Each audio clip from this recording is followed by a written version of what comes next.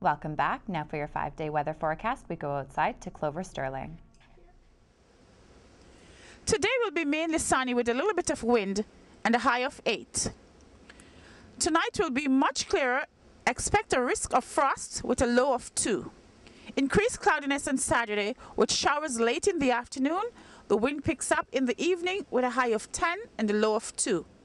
Sunday, you will need your umbrellas. The showers continue. It will be windy with a high of 18 and a low of 10. Monday, expect 40% chance of showers. It will be cloudy with a high of 15 and a low of 12. Tuesday will be sunny with a high of 15 and a low of 5. And that's it for your 5-day weather forecast. Now back to the studios. Thanks, Clover. Turning now to international and national news. A BC community is mourning the death of a teenage girl who committed suicide Wednesday. The death of Amanda Todd has caused a storm of reactions online and within the community of Port Coquitlam. Last month, Todd posted a video on YouTube sharing her fight with depression and bullying. Carol Todd, Amanda's mother, says the video should be used as an anti-bullying tool, and that's what her daughter would want. The teen is silent and flips through flashcards describing her struggles. She writes of being assaulted by other girls, boys taking advantage of her, and failed suicide attempts. She says the bullying started after an unknown man persuaded her to expose herself online. The man then publicized the photos. BC Premier Christy Clark has posted a video addressing the tragedy. Clark demands change, saying bullying is not a rite of passage and needs to stop. Pakistani officials say they have arrested a number of suspects in connection with the shooting of a 14-year-old girl by the Taliban. A senior police official in Mingora says the arrests were made early this morning. Officials have not released details about the suspects or how they were caught. A Taliban spokesman says the decision to kill Malala Yousafzai was made 2 months ago. The Taliban say they wanted to kill her because of her outspoken nature in advocating education for girls.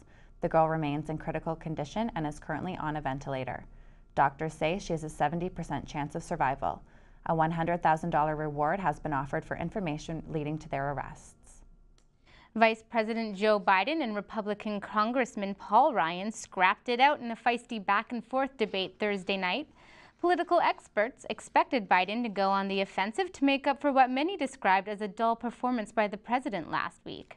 An argument over income taxes set both candidates off as Ryan tried to explain how Romney would cut taxes by 20%. The candidates also tackled issues such as Libya, Syria, Afghanistan, and unemployment. The exchange included eye-rolling, smirking, mocking, chuckles, and scoffing as the rivals argued during the 90-minute face-off. The next presidential debate is set for Tuesday in New York. The European Union has been awarded the Nobel Peace Prize for promoting democracy, peace, and human rights over the past 6 decades. The award is a reminder of the peace the EU brought to a torn continent during 2 world wars. Social media revealed a division in opinions, with some people praising the decision and others saying the prize has become too politically motivated. The prize is worth $1.2 million and will be presented in Oslo on December 10th. It is not yet clear who will be accepting the award. The universe is a little wealthier after astronomers discovered a new planet that may be rich with diamonds.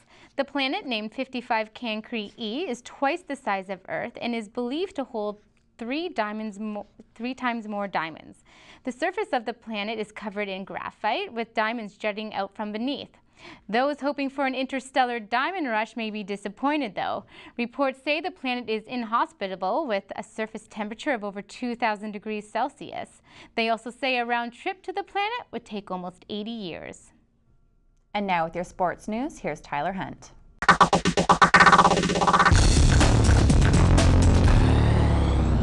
Humber College played host to a Battle of the Hawks last night.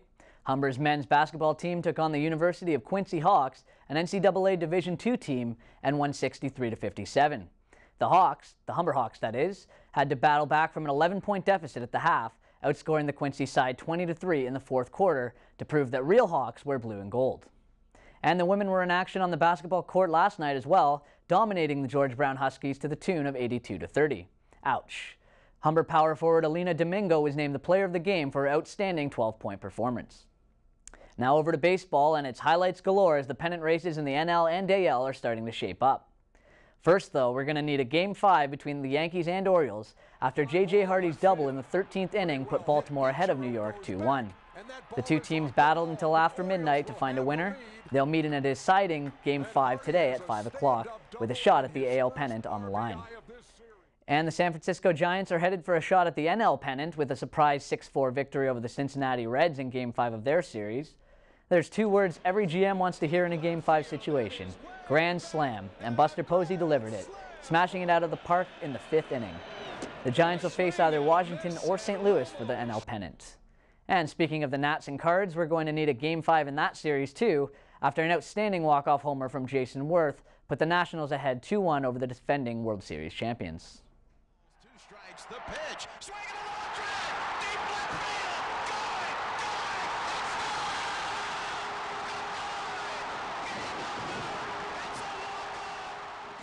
Game 5 in that series is tonight at 8:30. Oakland may be the home of Moneyball, but it was league MVP Justin Verlander's money arm that made the difference last night. The Cy Young winner pitched a complete game with 11 strikeouts and kept Oakland off the scoreboard as the Tigers blanked the A's 6-0. The Tigers will face the winner of New York and Baltimore for the AL pennant. Looking ahead, it's a busy weekend for Humber sports with teams from 5 different sports in competition.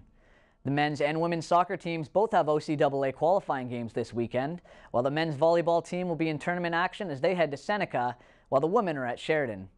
Here at Humber, the school will host 2 tournaments this weekend, starting with the Humber Cup for badminton today, while the cross-country team hosts the Humber Invitational tomorrow.